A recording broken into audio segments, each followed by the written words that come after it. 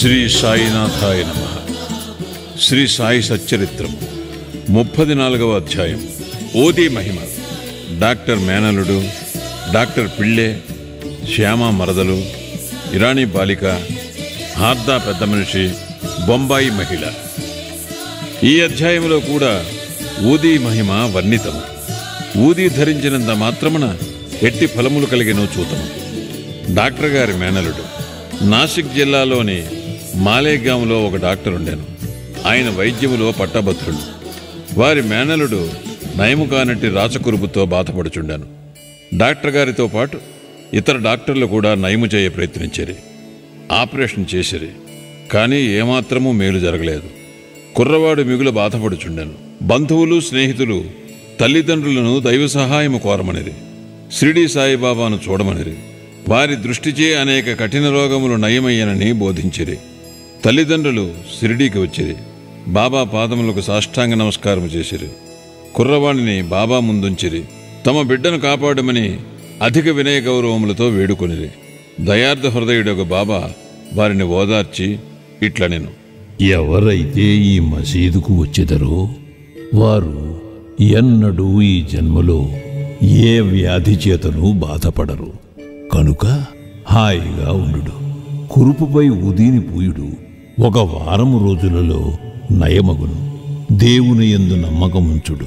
ఇది మసీదు కాదు, ఇది ద్వారవతి. ఎవరైతే ఇందు కాలు మోపెదరో వారు ఆరోగ్యమును ఆనందమును పొందెదరు. వారి కష్టములు గట్టెక్కును.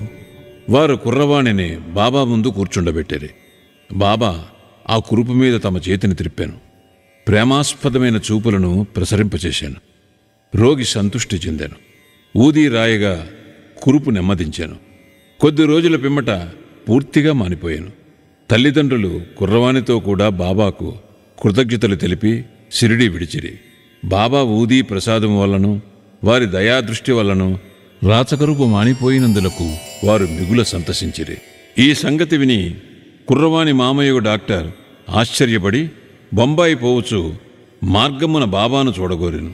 కానీ మాలేగాంలోనూ మన్మాడ్లోనూ ఎవరో బాబాకు వ్యతిరేకముగా చెప్పి అతని మనస్సును విరిచిరి.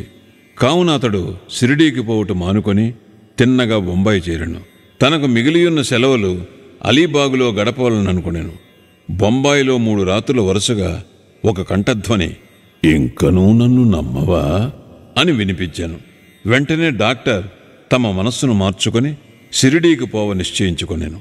అతడు బొంబాయిలో ఒక రోగికి అంటుజ్వరమునకు చికిత్స చేయుచుండెను. రోగికి నయము కాకుండెను.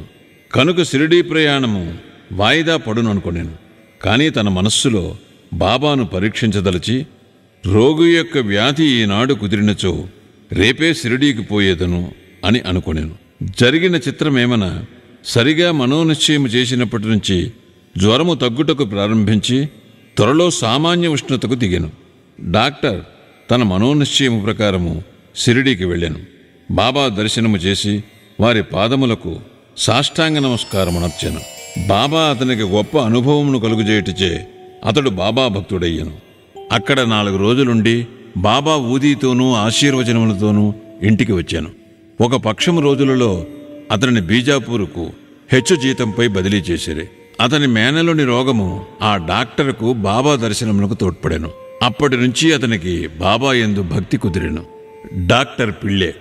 డాక్టర్ పిళ్ళే అనునాథుడు బాబాకు ప్రియభక్తుడు. అతని యందు బాబాకు మిగులు ప్రేమ. బాబా అతనిని అన్నా అని పిలిచేవారు. బాబా అతనితో ప్రతి విషయమూ సంప్రదించేవారు. అతనిని ఎల్లప్పుడూ చెంతనుంచుకునేవారు. ఒకప్పుడు ఈ డాక్టర్ గినియా పురుగులచే బాధపడెను. అతడు కాకాసాహెబ్ దీక్షితుతో బాధ చాలా హెచ్చుగానున్నది. నేను భరింపలేకున్నాను. దీనికంటే చావు మేలని తోచుచున్నది. గత జన్మలో చేసిన పాపమును పోగొట్టుకున్నట్టుకై నేను ఈ బాధను అనుభవించుచున్నాను. కాన బాబా వద్దకు పోయి ఈ బాధ ఆపు చేసి దీనిని రాబోయే 10 జన్మలకు పంచిపెట్టవలసినదని వేడుమనెను. దీక్షితు బాబా వద్దకు వెళ్ళి ఈ సంగతి చెప్పాను. బాబా మనస్సు కరిగాను. బాబా దీక్షితుకిట్లనెను. నిర్భయుడుగా ఉండమను. అతడేల 10 జన్మల వరకు బాధపడవలను. 10 రోజులలో గత జన్మ పాపమును హరింపచేయగలను. నేనిక్కడుండి ఇహపర సౌఖ్యములిచ్చుటకు సిద్ధముగా ఉండా అతడేల చావును కోరవలను. అతనిని ఎవరి వీపుపైనైనను తీసుకుని రండు. అతని బాధను శాశ్వతముగా నిర్మూలించెదను. ఆ స్థితిలో డాక్టర్ను తెచ్చి బాబా కుడివైపున పకీరు బాబా ఎప్పుడూ కూర్చుండు చోట కూర్చుండబెట్టిరి. బాబా అతనికి బాలీసునిచ్చి ఇట్లనెను, ఇచ్చట నెమ్మదిగా పరుండి విశ్రాంతి తీసుకొమ్ము. అసలైన విరుగుడు ఏమనగా గత జన్మ పాపము అనుభవించి విమోచనము పొందవలను. మన కష్టసుఖములకు మన కర్మయే కారణము. వచ్చిన దానిని ఓర్చుకొనుము. అల్లాయే ఆర్చి తీర్చువాడు. వానిని ఎల్లప్పుడూ ధ్యానించుము. అతడే నీ క్షేమమును చూచును. వారి పాదములకు శరీరము, మనస్సు, ధనము, వాక్కు సమస్తము అర్పింపము. అనగా సర్వస్య శరణాగతి వేడుము. అటుపై వారేమి చేసేదరో చూడుము. నానాసాహెబ్ కట్టుకట్టిననియు కానీ గుణం ఇవ్వలేదనియు డాక్టర్ పిళ్ళే చెప్పాను. బాబా ఇట్లనెను, నానా తెలివి తక్కువవాడు.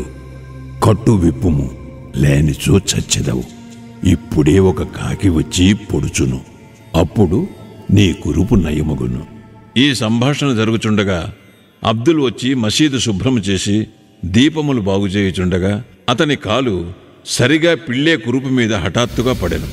కాలు వాచియుండెను. దానిపై అబ్దుల్ కాలు పడగానే అందులో నుంచి 7 పురుగులు ఒక్కసారిగా బయటపడెను. బాధ భరింపరానిదిగా నుండెను. డాక్టర్ పిళ్ళే బిగ్గరగా ఏడ్వసాగాను. కొంతసేపటికి నెమ్మదించాను. అతనికి ఏడ్పు నవ్వు ఒకటి తర్వాత ఇంకొకటి వచ్చుచుండాను. బాబా ఇట్లా నేను, చూడుడు, మన అన్న జబ్బు కుదిరి నవ్వుచున్నాడు. పిళ్ళే కాకి ఎప్పుడు వచ్చును నేను బాబా ఇట్లని జవాబునిచ్చాను. నీవు కాకిని చూడలేదా? అది తిరిగి రాదు. అబ్దులే ఆ కాకి. ఇప్పుడు నీవు పోయి వాడాలో విశ్రాంతి కొనుము. నీవు త్వరలో బాగయ్యేదవు. ఊది పూయట వలన దానిని తినుట వలన ఏ చికిత్స పొందకయే ఔషధమును పుచ్చుకొనకయే వ్యాధి పూర్తిగా 10 రోజులలో బాబా చెప్పిన ప్రకారము మానిపోయాను. శ్యామ మరదలు. శ్యామ తమ్ముడు బాపాచి సావుల్ విహర్ దగ్గర ఉండువాడు. ఒకనాడు అతని భార్యకు ప్లేగు తగిలెను. ఆమెకు తీవ్రమైన జ్వరము వచ్చాను. చంకలో 2 బొబ్బలు లేచాను. బాపాచి శ్యామ వద్దకు పరిగెత్తుకు వచ్చి సహాయపడుమనెను. శ్యామ భయపడెను. కానీ యథాప్రకారము బాబా వద్దకు వెళ్ళాను. సాష్టాంగ నమస్కారము చేసి వారి సహాయము కోరెను. వ్యాధిని బాగు చేయమని ప్రార్థించాను. తన తమ్ముని ఇంటికి పోవుటకు అనుజ్ఞ ఇమ్మనెను. బాబా ఇట్లనెను, ఈ రాత్రి సమయమందు వెళ్ళవద్దు. ఊది పంపము.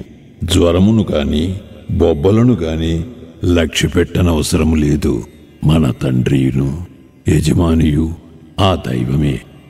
ఆమె వ్యాధి సులభముగా నయమగును. ఇప్పుడు వెళ్ళవద్దు. రేపటి ఉదయము వెళ్ళుము. వెంటనే తిరిగి రమ్ము. శ్యామకు బాబా ఊదియందు సంపూర్ణ విశ్వాసముండెను. బాపాచి ద్వారా దానిని పంపాను. బొబ్బలపై దానిని పూసి కొంత నీళ్లతో కలిపి త్రాగించేది. దానిని తీసుకుని వెంటనే బాగా చెమట పట్టాను. జ్వరము తగ్గాను. రోగికి మంచి నిద్ర పట్టాను. మరుసటి ఉదయము తన భార్యకు నయమగుట చూచి బాపాచి ఆశ్చర్యపడాను. జ్వరము పోయాను. బొబ్బలు మానెను. మరుసటి ఉదయము శ్యామ బాబా ఆజ్ఞ ప్రకారము వెళ్ళగా ఆమె పొయ్యి దగ్గర తేనీరు తయారు చేయుచుండట చూచి ఆశ్చర్యపడాను. తమ్ముని అడుగగా బాబా ఊది ఒక్క రాత్రిలోనే ఆ బొబ్బలను బాగు చేసెను అనెను. అప్పుడు ఉదయము వెళ్ళు, త్వరగా రమ్ము అను బాబా మాటల భావము శ్యామ తెలుసుకొనగలిగాను. టీ తీసుకుని శ్యామ తిరిగి వచ్చాను. బాబాకు నమస్కరించి ఇట్లనెను, దేవా, ఏమి నీ ఆట? మొట్టమొదట తుఫాను లేపి మాకు అశాంతి కలుగు చేసేదవు. తిరిగి దానిని శాంతింపచేసి మాకు నెమ్మది ప్రసాదింతవు. బాబా ఇట్లు జవాబిచ్చాను, కర్మ యొక్క మార్గము చిత్రమైనది. నేనేమీ చేయకున్నను నన్నే సర్వమునకు కారణభూతునిగా నించెదరు. అది అదృష్టమును బట్టి వచ్చును. నేను సాక్షిభూతుడను మాత్రమే. చేయువాడు ప్రేరేపించువాడు దేవుడే. వారు మిక్కిలి దయార్ద్ర హృదయులు. నేను భగవంతుడను కాను, ప్రభువును కాను. నేను వారికి నమ్మకమైన బంటును. వారిని ఎల్లప్పుడూ జ్ఞాపకము చేయుచుందును. ఎవరైతే తమ అహంకారమును ప్రక్కకు త్రోసి భగవంతునికి నమస్కరించెదరో, ఎవరు వారిని పూర్తిగా నమ్మెదరో, వారి బంధములూడి మోక్షమును పొందెదరు. ఇరానీ బాలిక. ఇక ఇరానీ వాని అనుభవమును చదువుడు. అతని కుమార్తెకు ప్రతి గంటకు మూర్ఛ వచ్చుచుండెను. మూర్ఛ రాగానే ఆమె మాటలాడలేకుండెను. కాళ్ళు చేతులు ముడుచుకుని స్పృహ తప్పి పడిపోవచుండెను. ఏ మందులు ఆమెకు నయము చేయలేదు. ఒక స్నేహితుడు బాబా ఊదీని ఉపయోగించమనెను. విలేపార్లేలోనున్న కాకాసాహెబ్ దీక్షిత్ వద్ద ఊదీ తీసుకుని రమ్మనెను. ఇరానీవాడు ఊదీని తెచ్చి ప్రతిరోజు నీటిలో కలిపి త్రాగించుచుండెను. మొదట ప్రతి గంటకు వచ్చు మూర్ఛ 7 గంటలకొకసారి రాసాగాను. కొద్ది రోజులు పిమ్మట పూర్తిగా నిమ్మళించాను. హార్దా పెద్ద మనిషి. హార్దాపుర నివాసియగ వృద్ధుడొకడు మూత్రకోశములో రాయితో బాధపడుచుండెను. అట్టి రాళ్లు ఆపరేషన్ చేసి తీసేదరు. కనుక ఆపరేషన్ చేయించుకోమని సలహా ఇచ్చేది. అతడు ముసలివాడు, మనోబలము లేనివాడు. ఆపరేషన్కి ఒప్పుకొనకుండెను. అతని బాధ ఇంకొక రీతిగా బాగు కావలసి ఉండెను. ఆ గ్రామపు ఇనాముదారు అతడుకు వచ్చుట తటస్థించెను. అతడు బాబా భక్తుడు. అతని వద్ద బాబా ఊదీ ఉండెను. స్నేహితులు కొందరు చెప్పగా వృద్ధుని కుమారుడు ఊదీ తీసుకుని దానిని నీళ్లలో కలిపి తండ్రికిచ్చాను. 5 నిమిషములలో ఊదీ గుణమిచ్చాను. రాయి కరిగి మూత్రము వెంబడి బయటపడాను. వృద్ధుడు శీఘ్రముగా బాగయ్యాను. బొంబాయి మహిళ. కాయస్థ ప్రభుకులమునకు చెందిన బొంబాయి స్త్రీ ఒకతే ప్రసవించు సమయమును మిగులు బాధపడుచుండెను.